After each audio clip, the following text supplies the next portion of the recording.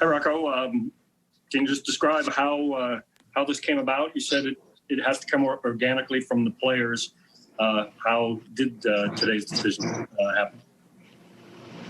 The day began with several different conversations. I think the players spent a lot of time talking with each other, but I also was able to catch up with more than a few of them. And I think a lot of what came about today in deciding not to play the game came from just organizing our thoughts a little bit, spending a little time touching base with everyone. And when we got together as a group, it was something that the players wanted to do, which I think is when it's most meaningful. And the players ultimately shared things. It was almost initially right off the bat said that one of our players stood up and said that I don't believe we should play today. And that player was Taylor Rogers. And he was the first person to really speak. And Nelson Cruz spoke, Trevor May spoke. It was a very powerful gathering. The players were in solidarity in the decision. We ultimately formally raised our hands and unanimously voted not to play out of respect for all and the and going in the direction we did. I'm very proud of the way it was handled by our group, respectfully and thoroughly, and a very powerful moment, I think, throughout baseball. Betsy?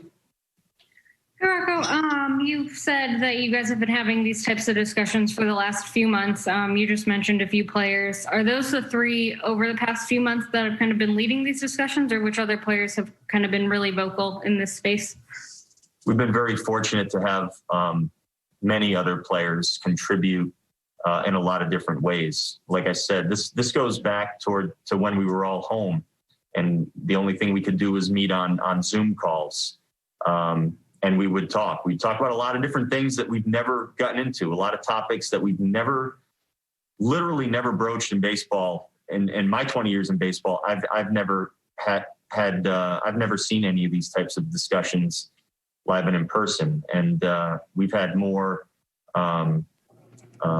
discussions about inequality and how people are feeling and how it's affecting them at the field, away from the field, how it affects loved ones, so many different aspects of this that have long been just something that people have kept to themselves, and that's not healthy, and we can't have that. And the way that this has gone, I think we've learned more and more about each other. Every time we've gotten together and talked about this, there are more and more, I think, discussions on the side, and people feel able and are willing to open up and share. Which helps all of us. And, each one of these times we've gotten together has been a little bit different. But that true support and respect is there throughout our club, which is ultimately what brings us together even more. Bill?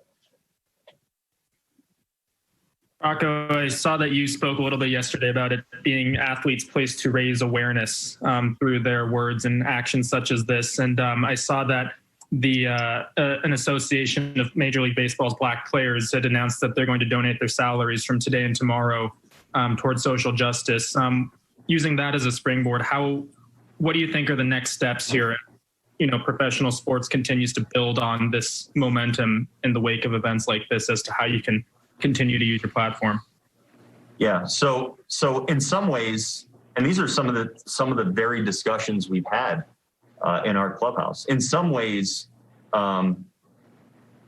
spending a lot of time on what's next. Truthfully, all of our energy has been spent on what's going on right now, and what is the most impactful way that we can react now, and what can we do now, while also knowing that. How this affects tomorrow exactly, I don't know if anyone can answer that question. I think it's it's something that a lot of people are thinking about. But I know that I don't have the answer for that. I just know that what we decided to do today was most definitely the right thing to do for our group. And we feel very good leaving the ballpark today about the way that it was handled and the message that it sends to everyone in our clubhouse and outside of our clubhouse. I also think that the impact of what has been going on in sports is going to be felt throughout. And if it wasn't meaningful, if it wasn't, something that we thought was sending not only the right message, but also can push us towards getting more of the result that I think people are looking for, which is the acknowledgement of all of the different inequalities that continue to exist in our country and not ignoring those things. That is going to be felt in a lot of different ways going forward. And truthfully, I never thought I'd be sitting here talking about this or seeing what has just gone on. But when I leave the ballpark today and go to bed, I'm going to feel good about what went on because I think it's pushing us in a direction that we need to go in a lot of different ways. Aaron. Hey, Rocco, what do you see as your role or other members of the coaching staff's role just in terms of having a voice within this whole process?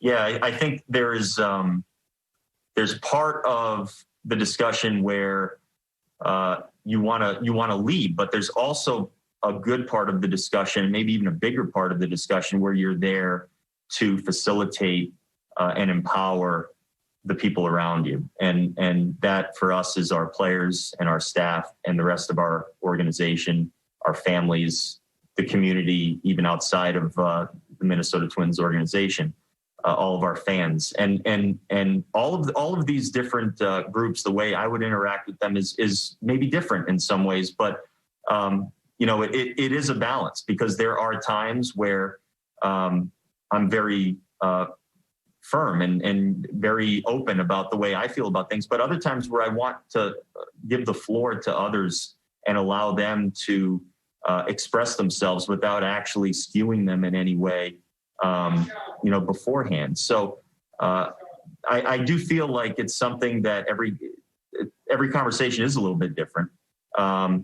But as long as our players feel empowered and able to speak their minds, then we're doing something right. Darren?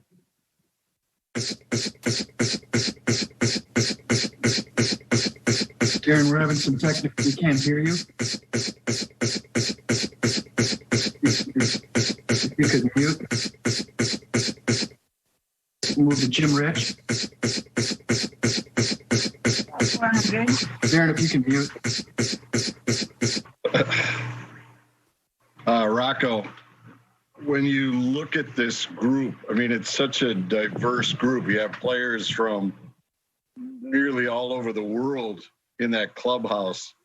And this seems to be, a problem in this country. How did those players react? I think it's had to be intriguing to be in there to see people from other parts of the world feeling empathetic towards what's going on in certain communities and in certain cities throughout the U.S. and felt that they can help and chip in. Yeah, like you said, we have a very diverse group spanning many continents and a lot of people who may not actually know or have the life experience in this country to know the history and to know to follow current events in all regards. And it's hard to expect anyone to be completely read up and knowledgeable on all of those things. But I think ultimately it doesn't come down to someone from another country being responsible to know all of those things. I don't think that's what they're responsible for. What they are responsible always for is to always be there for their teammates and to always be willing to listen to their teammates. And that is something that we have been very, very able to do from the very beginning of this. It's allowed us to get to this point. It's allowed us to have the types of discussions that we had today.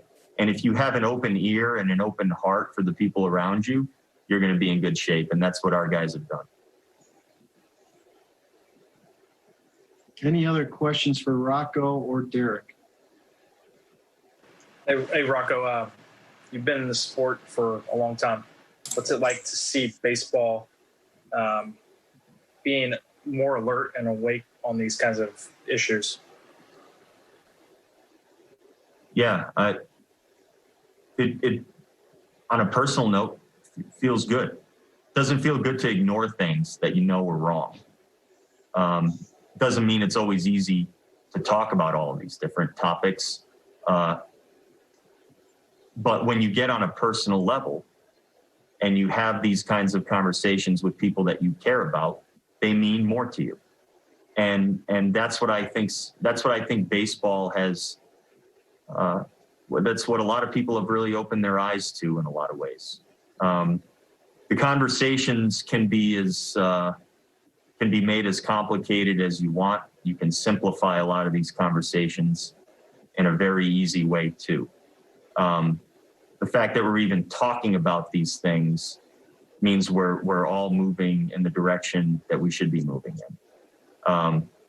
Like I said, I never thought I would be discussing this with any of you or with our players or staff members on such a grand scale and in such a meaningful way. I mean, the amount of emotion that we've seen from different players and staff members over the last 6 months is more than I've ever seen in my entire life. You added up all the years I've been around, there's been more this year than maybe in any of those years combined. So I'm actually really happy that I'm in baseball right now to be experiencing everything that's going on.